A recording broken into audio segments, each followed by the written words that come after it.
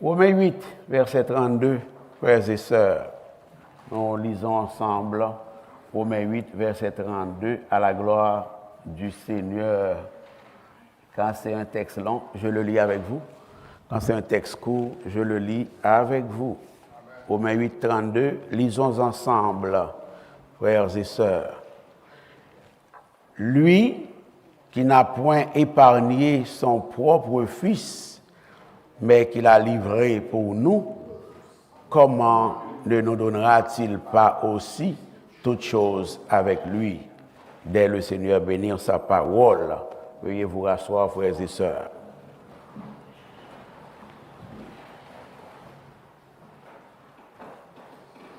Bon, j'ai prié le Seigneur, mais c'est ça, avec la gorge, il n'est pas trop au rendez-vous ce matin. On va voir où est-ce que le Seigneur va nous mener avec ça. Lui qui n'a point épargné son Fils.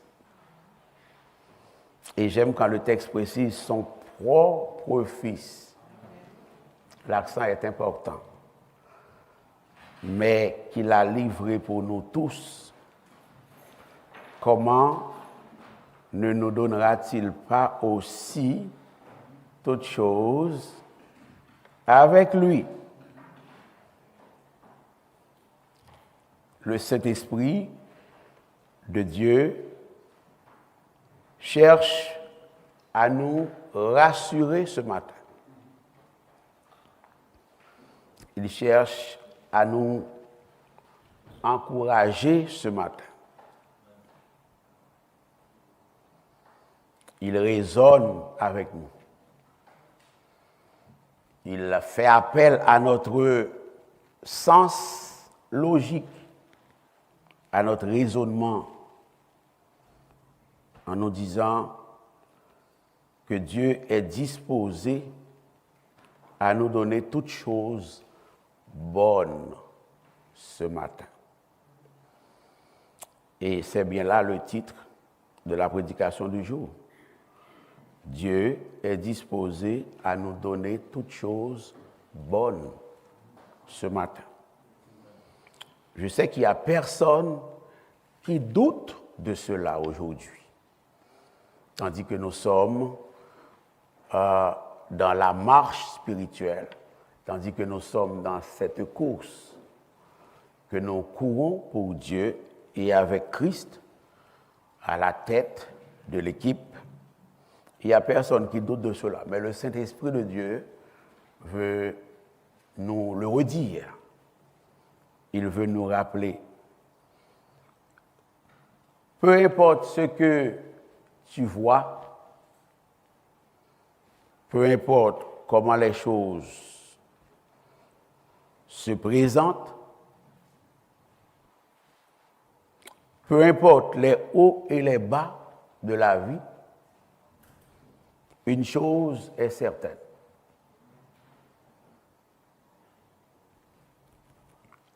C'est-à-dire que Dieu est disposé à vous donner tous les biens nécessaires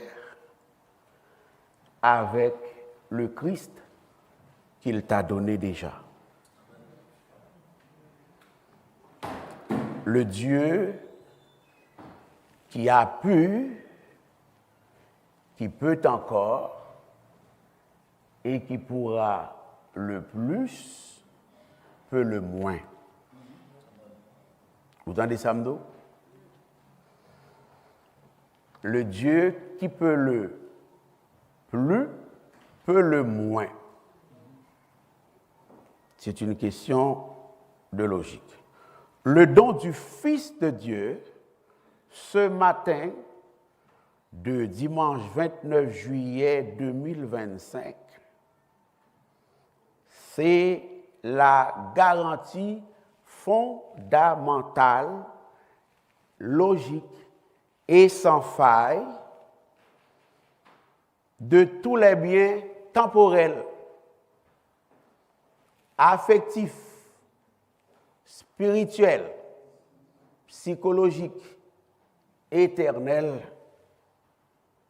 que tous ceux qui ont accepté Jésus-Christ comme étant leur sauveur personnel ont.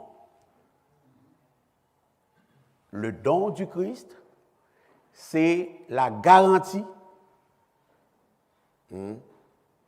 que ceux qui ont accepté Jésus-Christ comme sauveur personnel ont de recevoir de Dieu, quand ça plaît à Dieu de le faire, cela dit, pour notre bien, pour sa gloire, que nous recevrons tous les biens temporels, spirituels, éternels, psychologiques qui viennent. Paul dit clairement, Dieu n'a pas épargné son Fils. Et on parle du Dieu omniscient, un Dieu qui connaît de toute éternité, soit bien avant de donner son Fils, ce que son Fils aurait à subir. Ce que son Fils aurait à rencontrer, aurait à vivre, ce qui serait le lot, la part de son Fils. Les brigands n'ont pas pris Dieu par surprise. Les malfaiteurs, les bourreaux n'ont pas pris Dieu par surprise. Dieu savait ce dont il était capable.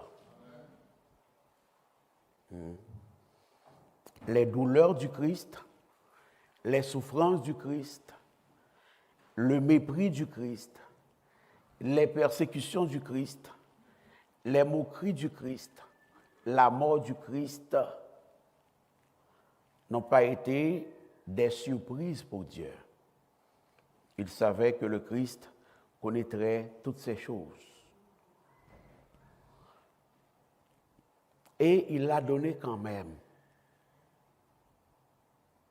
Donc c'est un acte réfléchi de la part de Dieu que de donner Jésus en sacrifice pour mourir pour nous à la croix du Calvaire à Golgotha. Dieu l'a fait en raison de sa largesse. Il l'a fait en raison de sa générosité. Il l'a fait en raison de ses compassions, de son amour, de sa grâce.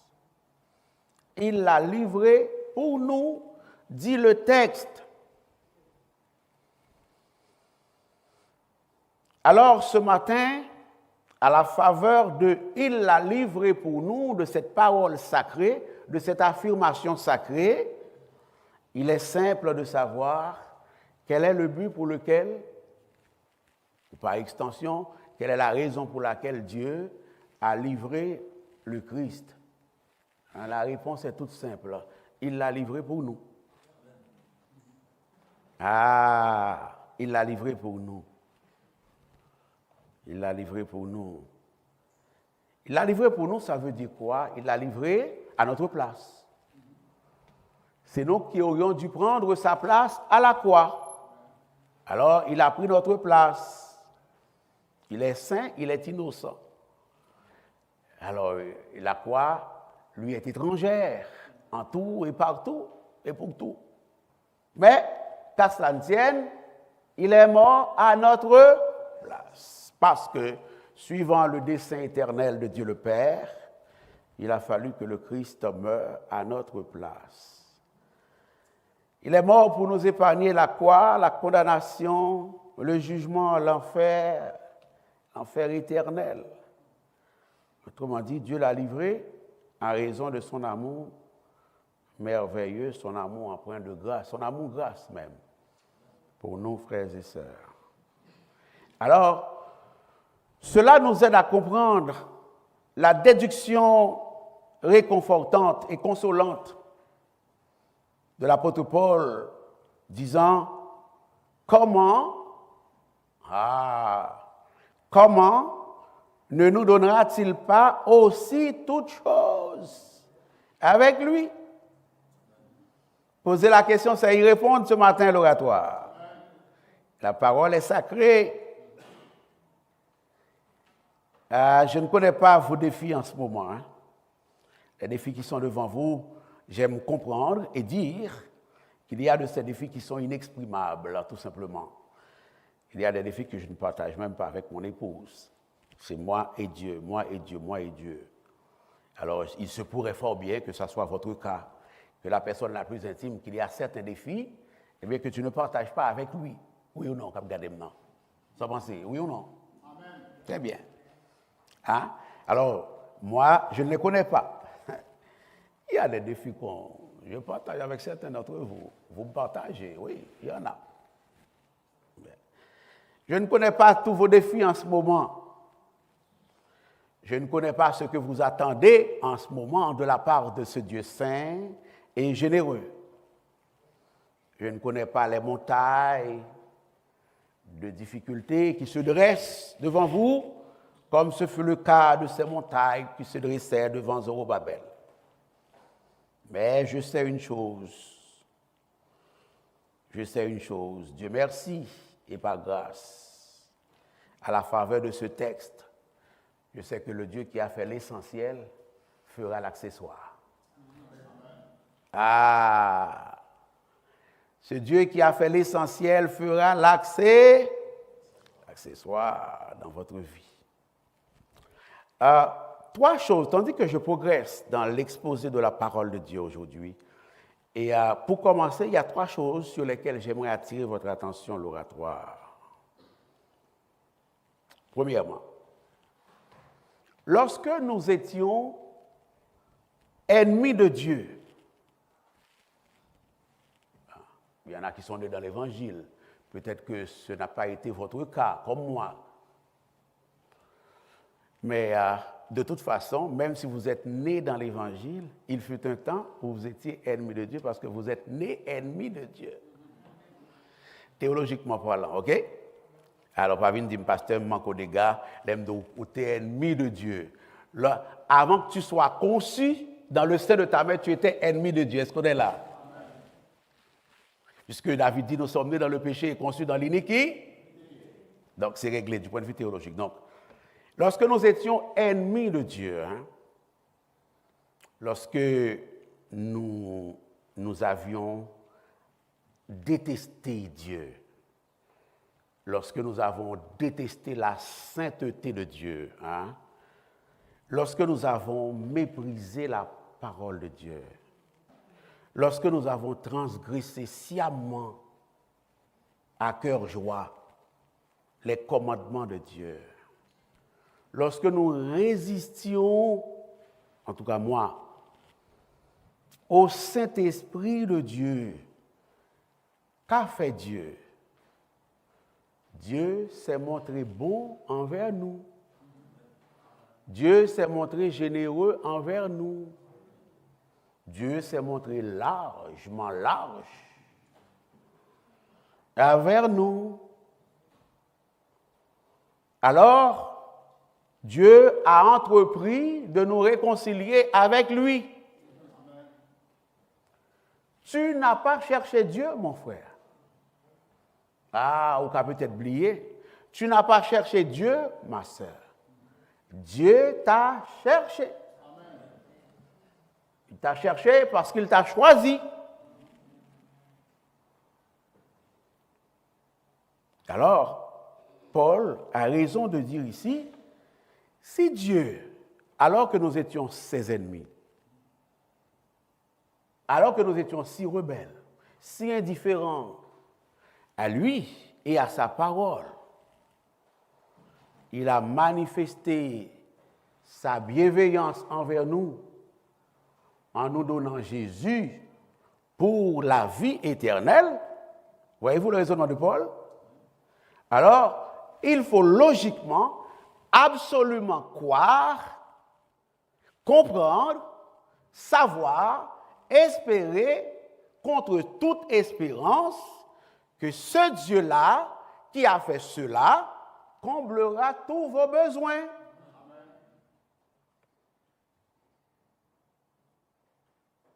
Deuxième élément. Quand Dieu a livré Jésus pour nous, à ma connaissance, nous ne lui avons pas demandé.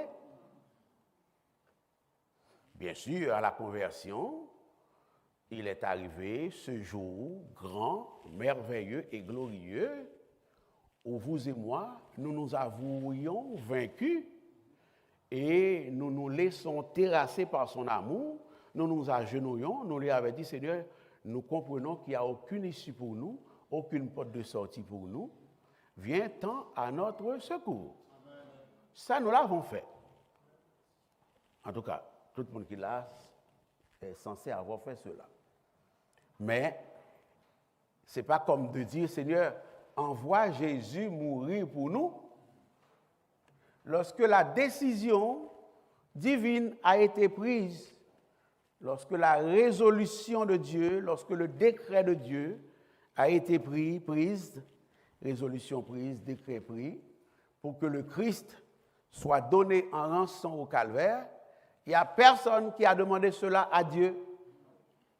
C'est Dieu qui l'a décrété souveraine. Et pourtant, Dieu l'a fait. Saint Paul est en train de nous dire ce matin,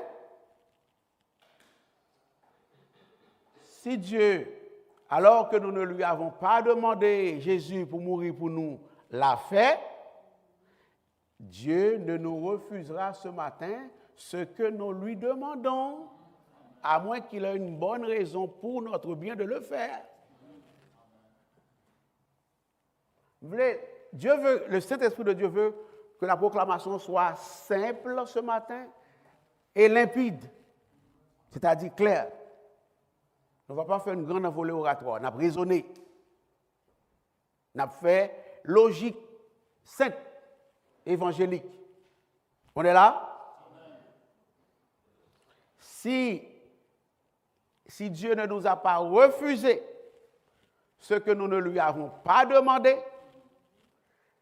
il ne peut pas nous refuser ce que nous lui demandons, sauf s'il a une raison divine pour le faire. Troisième élément. Jésus, lit-on dans la parole, l'expérience nous le prouve, c'est empirique, mais c'est aussi biblique. Jésus, c'est le don le plus précieux qui ait jamais existé, oui ou non? Jésus, c'est le cadeau le plus précieux, le plus cher qui ait jamais existé. Un cadeau donc incomparable. Troisième élément à considérer. Si Dieu nous a donné le cadeau le plus précieux, tout reste cadeau, c'est bagatelle. Ils ont petite, son bagatelle.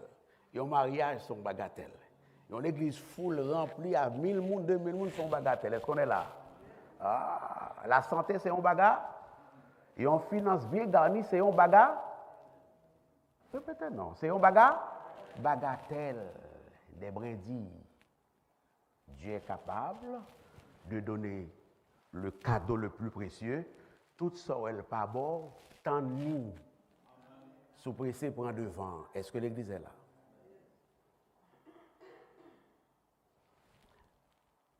Alors, dès à présent, nous sommes enfants de Dieu, par la largesse de Dieu, par la faveur de Dieu. Nous sommes enfants de Dieu maintenant, nous sommes enfants de Dieu demain, et nous serons enfants de Dieu dans l'avenir et à tout jamais. Eh bien, laissez-moi vous dire que Dieu sait prendre soin de ses enfants. Lui qui n'a point épargné son propre Fils, dit le Saint-Esprit de Dieu à travers Saint Paul, mais qu'il a livré pour nous tous, comment ne nous donnera-t-il pas toutes choses avec lui? Les madames m'ont pas agité, posez la question ça.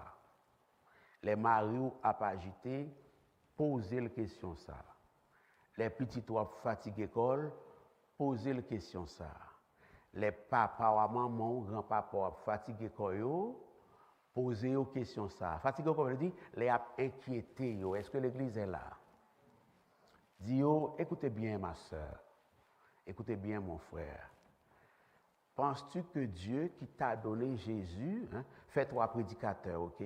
fais-toi prédicatrice, fais-toi enseignant, enseignante.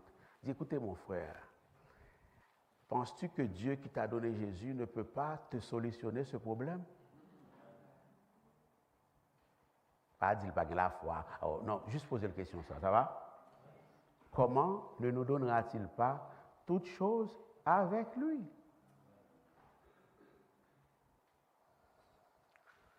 Quels sont vos besoins ce matin, peuple du Seigneur? Quelles sont vos attentes? À quoi aspirez-vous ce matin? Quels sont vos objectifs? Quels sont vos rêves? Ils sont appelés à changer dans où, autour de où, pour où matin? Qu'aimerais-tu voir changer en toi, pour toi et autour de toi ce matin?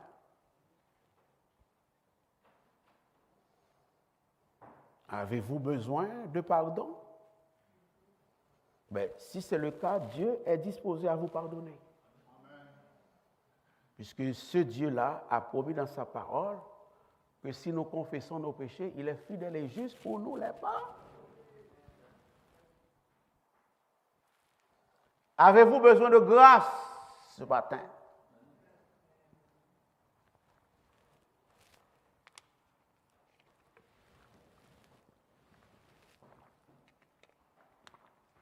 Si oui, là encore, pas de problème. Car ton Dieu est disposé à vous combler de grâce et de faveur immense ce matin. Il est écrit dans sa parole de Corinthiens 9, verset 8. Il peut vous combler de toutes ses grâces, afin que possédant toujours en toutes choses, de quoi satisfaire à tous vos besoins, vous ayez en abondance pour toute bonne œuvre. Vous avez des nouvelles là? Avez-vous besoin de repos ce matin, l'oratoire? Amis de l'oratoire, sympathisants de l'oratoire, nous écoutons à travers les ondes?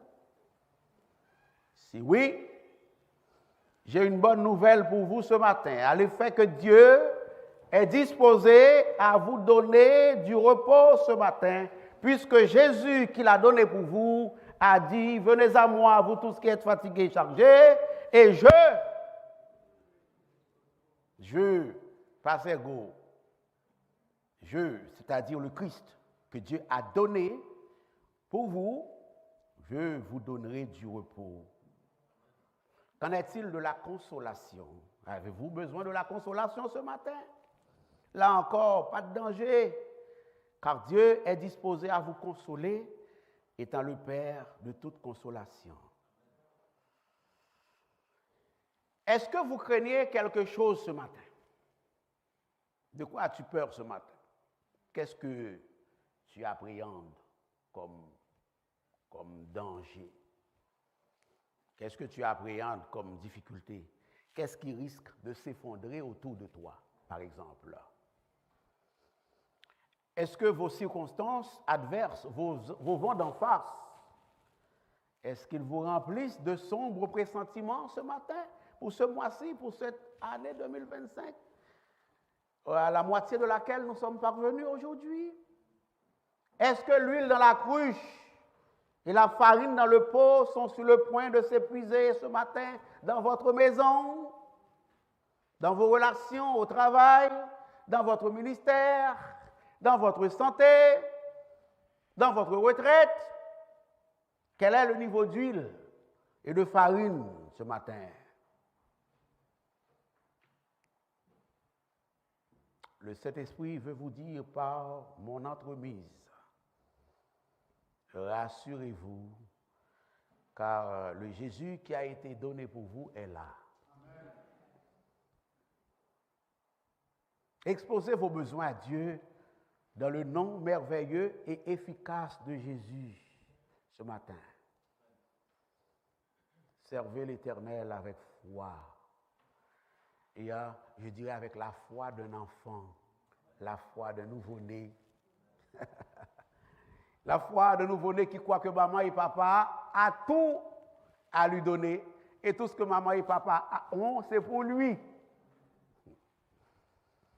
Incidemment, quand maman et papa vont à la banque avec les jeunes, les petits en tout cas, Maman et papa font un tirage, ok? Interrogent la caisse automatique.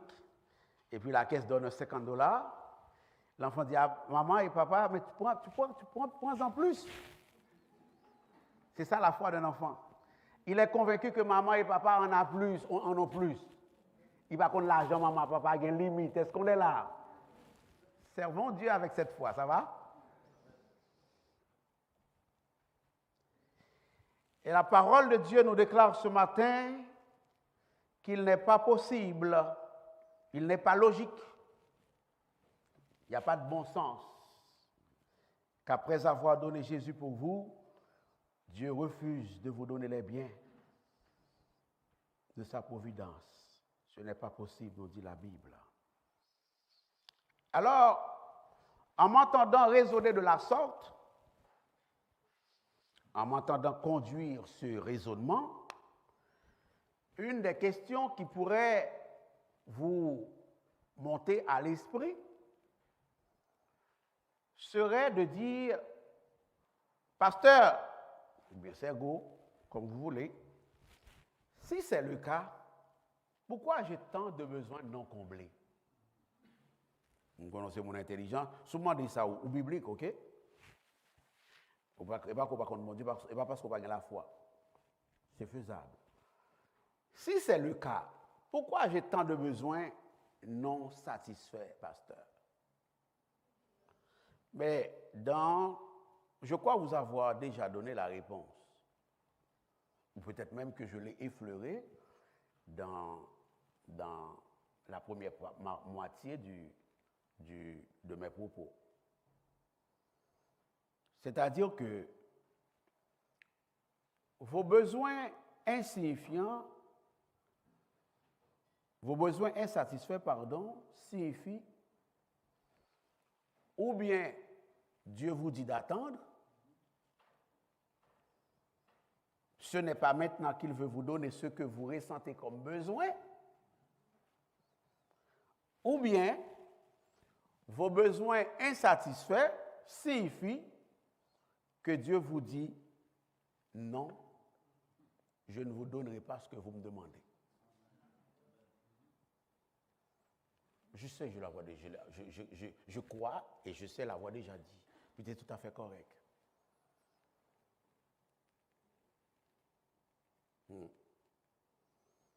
Est-ce qu'on est prêt pour vivre avec ça? Il n'y a pas de contradiction, non? C'est que je suis disposé à te tout donner, mais il arrive parfois qu'il y a des choses que tu me demandes que je ne veux pas te donner pour ton bien. En plus, fois, ouais, tout le monde quitte l'église, c'est ça, il ne pas comprendre, il ne pas accepter tout le monde comprendre. C'est ça, il ne pas accepter. Ils veulent que Dieu soit comme les hommes en toutes choses. Si Dieu devait être comme nous en toutes choses, quelle est sa pertinence? Dieu n'est pas pertinent. Si Dieu devait avoir le même mode opératoire que nous, Dieu n'est pas pertinent. Vous entendez ça, là? Bah, inventer un nom. C'est la Bible qui dit les voies de Dieu ne sont pas nos. Les voies de Dieu ne sont pas nos. Ses pensées ne sont pas nos pensées. C'est ça, me s'il te doit raisonner même avec moi avant, il n'a pas besoin de mon Dieu. Il ne servirait à rien. C'est ça que tu as besoin, c'est ça que je veux. Et suivant ce calendrier, lui dit non. Incidemment, Paul comprend cela. Tous ceux qui ont marché avec le Seigneur dans l'Ancien comme dans le Nouveau Testament, avant vous et moi, comprennent cela parfaitement. Ça a pris un temps à Élie pour comprendre cela, mais il a fini par le comprendre. Que les voies de Dieu ne sont pas nos voies, puis ses pensées ne sont pas nos pensées. Apprendre ou à laisser. C'est ça, Shadrach, Meshach et Abednego te connaît, qui fait le dire, Dieu peut nous délivrer au roi.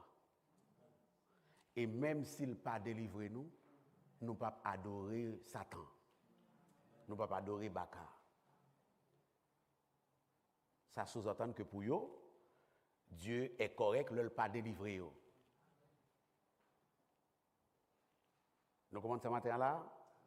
Pas abandonner bon Dieu, le bon Dieu pas faire un bagage qu'on attend. Erreur. N'abandonne pas le Seigneur quand tu attends quelque chose qu'il ne fait pas pour toi. OK? Ne commettez jamais cette erreur d'abandonner Dieu, de délaisser Dieu parce que Dieu n'a pas répondu à une prière.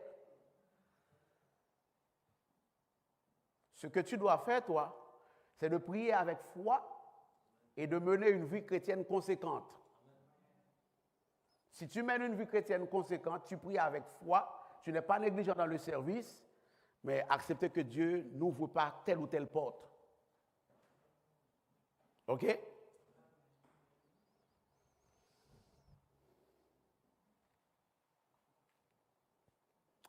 Et quand Dieu vous donne l'une de ces réponses-là, c'est toujours infiniment meilleur que la réponse à laquelle tu t'attendais. Parfois, Dieu sait que s'il nous accordait certaines bénédictions, s'il répondait à certaines de nos demandes, ces bénédictions et ces réponses dresseraient comme des obstacles entre Christ et nous. Je vous donne quelques raisons, mais il y en a une infinité. C'est pourquoi dans sa fidélité, Dieu ne nous donne pas telle ou telle bénédiction. Parfois, c'est pour nous garder plus près de lui, dans une meilleure communion, dans une meilleure consécration, dans une meilleure sainteté, que Dieu ne nous donne pas telle ou telle bénédiction, ne répond pas à telle ou telle prière, alors que l'Écriture vient de nous dire que s'il a donné le Christ pour nous, il est disposé à tout nous donner. Il faut réfléchir pour ne pas tout mélanger. Il n'y a rien de pire qu'un chrétien confus, qu'une chrétienne confuse. C'est à ça que ça sert de toute façon la prédication éclairée. Parfois, c'est pour nous garder dans une meilleure vie, une meilleure attitude de prière, que Dieu ne répond pas à tel ou tel besoin. Parfois, Dieu attend de finir, de terminer, de nous travailler, de nous tailler spirituellement, d'arrondir certains angles dans notre vie avant de nous donner telle ou telle réponse. Pourquoi? Bien parce que Dieu sait que sans préparation, on ne peut pas gérer certaines bénédictions. Bénédiction a monté dans la tête nous. On a viré fou. Est-ce que l'examen la matin? Hein? Parfois, Dieu ne répond pas à telle ou telle prière. C'est pour nous éviter des ennuis, de la persécution, de la jalousie, de la haine d'autrui. Il y a des gens qui sont bons pour ça. Ils t'ont aidé à prier. Une fois que tu es béni, ils ne peuvent pas te sentir. Dieu veut te préparer d'abord à cela, à ces gens de revers. Dieu veut peut-être bénir ces gens-là avant.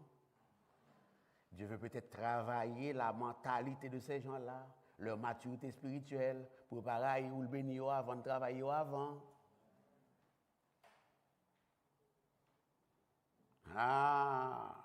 L'oratoire. Laissez-moi vous dire en terminant, même la Bible est fermée, Dieu ne fait jamais rien contre l'intérêt de ses enfants. Vous entendez ça me dit nous là? Dieu ne fait jamais rien contre l'intérêt de ses enfants. Si moi-même avec vous, nous ne pas jamais dit Timounio rien. Nous ne pas jamais faire rien. Nous parler pour vous. Par contre, ça va passer la caillou, même parler pour vous. Vous êtes des hommes et des femmes de Dieu. Nous ne pas jamais dire rien. Nous ne pas jamais faire rien. Nous ne pouvons pas suggérer, proposer, recommander, conseiller, rien qui compte intérêt, oui ou non? Alors comment Dieu lui-même t'a fait faire un bagage qui compte nous? Qui sont qu'on refuse Timonio parce qu'on compte intérêt. Qu'est-ce que tu as l'habitude de refuser à tes enfants parce que tu es contre leur intérêt? Rien. Je parle pour toi. Rien. Tout ce que tu leur refuses, tout ce que tu leur donnes pas sur le moment, un lundi, un mardi, un mercredi, une année, c'est dans leur intérêt. Mais pour Dieu, c'est la même chose. Êtes-vous capable d'entrer dans cette dimension spirituelle ce matin? Ça fait partie de ce qu'on appelle la maturité spirituelle. Dieu me donne, je suis content. Dieu ne me donne pas, je suis content.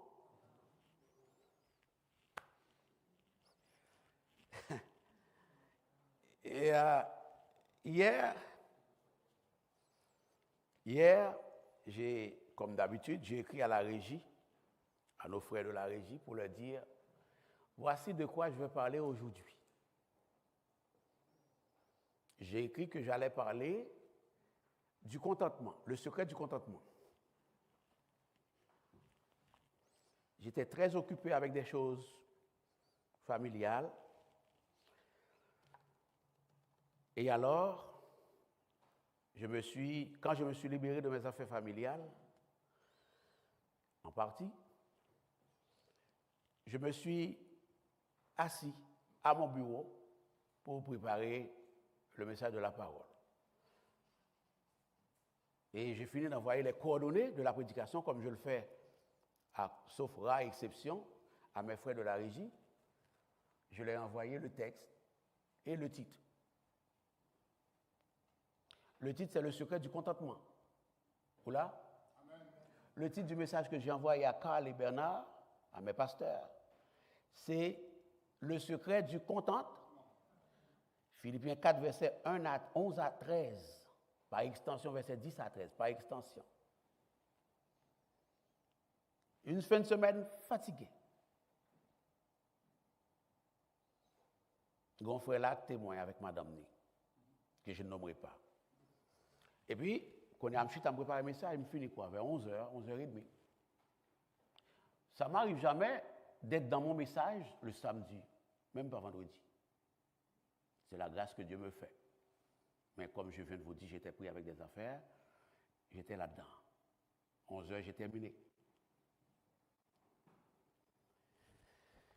Et il a fallu que je réponde à une question, à une conversation que ma femme m'a adressée. On parlait de tout et de rien, on est pris tous les deux. Au lieu de faire enregistrer, j'ai fait ne pas enregistrer. Côté jeune, on a fait de voyous. Nous là? Jeune, on a fait de voyous. Nous là? Là, on comprend plus bien. Me fait ne pas enregistrer.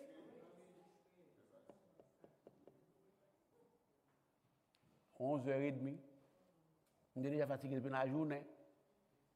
C'est l'heure de coucher, je ne vais pas venir sous peuple là, tout dormant, tout fatigué. Est-ce qu'on est là?